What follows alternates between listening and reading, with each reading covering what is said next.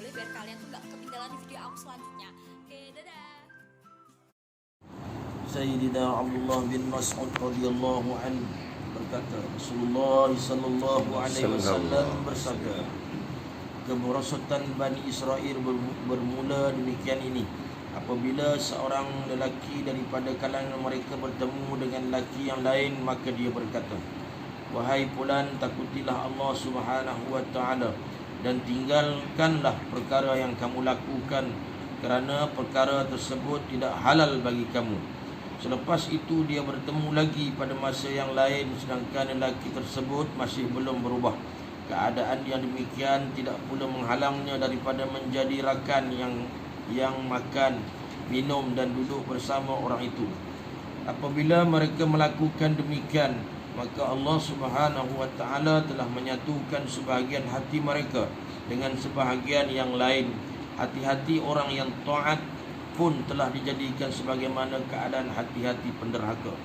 Kemudian baginda Rasulullah sallallahu alaihi wasallam membaca ayat yang berikut, A'udzubillahi minasyaitonirrajim, lu'inal ladzina kafaru min bani Israil, hingga fasiqun, hingga akhir Al-Quran surah Al-Maidah ayat 78 hingga 81. Selepas itu baginda Rasulullah SAW telah bersabda dengan begitu tegas, demi Allah, kamu hendaklah menyeru kepada kebaikan dan mencegah daripada kemungkaran, serta menahan orang zalim daripada kezaliman, dan bawalah dia ke jalan yang benar.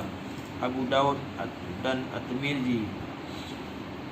Keterangan dalam satu hadis yang lain diberitahu bahawa pada suatu ketika Rasulullah sallallahu alaihi wasallam sedang bersandar pada satu bantal. Tiba-tiba baginda Rasulullah sallallahu alaihi wasallam pun duduk lalu bersabda dengan begitu bersemangat, demi Allah yang nyawanya di tanganku, demi Allah yang nyawaku di tangannya, kamu tidak akan mendapat keselamatan selagi kamu tidak mencegah kezaliman penzalim daripada melakukan kezalimannya.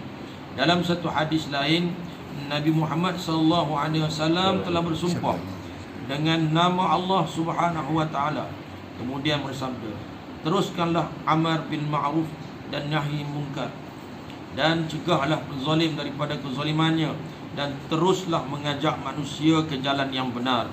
Jika tidak, hati-hati kamu akan menjadi sama seperti hati-hati mereka, yakni kaum Bani Israel, yang kamu akan dilaknat sebagaimana mereka telah dilaknat.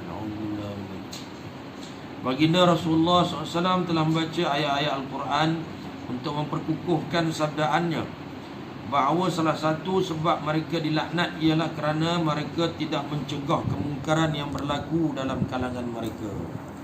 Dewasa ini adalah dianggap satu kebaikan jika seorang itu bermanis muka dengan semua orang, bercakap mengikut kesesuaian tempat dan keadaan dianggap sebagai satu kebijaksanaan dan sifat akhlak yang tinggi. Kelakuan ini adalah salah sama sekali. Sekiranya amal bil ma'ruf tidak nampak akan membuahkan sebarang hasil, maka mendiamkan diri adalah sekadar yang diharuskan, dengan syarat tidak menyokong kemungkaran yang sedang berlaku. Sebaiknya jika amal bil ma'ruf mungkin boleh membawa manfaat, misalnya bersama anak-anak, orang di bawah jagaan, kawan atau pekerja, maka berdiam diri bukanlah akhlak yang baik.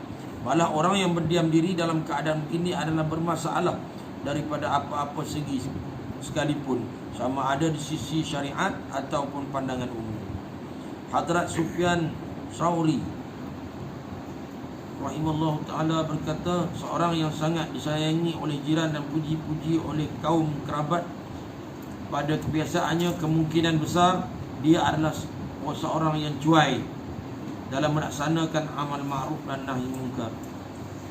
Ada banyak hadis yang memberitahu bahawa apabila suatu maksiat dilakukan secara sembunyi, maka akibatnya terbatas kepada orang yang melakukannya sahaja. Sebaliknya, apabila suatu maksiat dilakukan secara terang-terangan, sedangkan orang ramai mampu mencegah maksiat tersebut, tetapi masih tidak berbuat demikian, maka akibatnya akan dirasai oleh semua orang. Kini setiap orang renungkanlah diri masing-masing. betapa banyak kemaksiatan yang berlaku dalam pengetahuannya dan dia mampu untuk mencegah, tetapi dia masih tidak menghiraukan kemaksiatan itu dan tidak mengambil kisah dan tidak mengendahkan. Kezaliman yang lebih dahsyat daripada itu ialah apabila ada mana-mana hamba Allah Subhanahu wa taala yang berusaha mencegah sesuatu maksiat, maka dia ditentang dan dituduh sebagai orang yang berfikiran sempit, bukan hendak diberi bantuan, sebaliknya terus menentang Allah Subhanahu wa taala. Allah Subhanahu wa taala berfirman, a'udzubillahi minasyaitonir rajim, wa saya'lamul ladzina zalamu ayyaman manqaliban yanqalibu.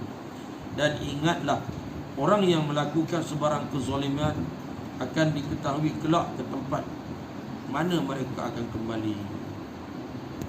Surah Asy-Syu'ara ayat 227.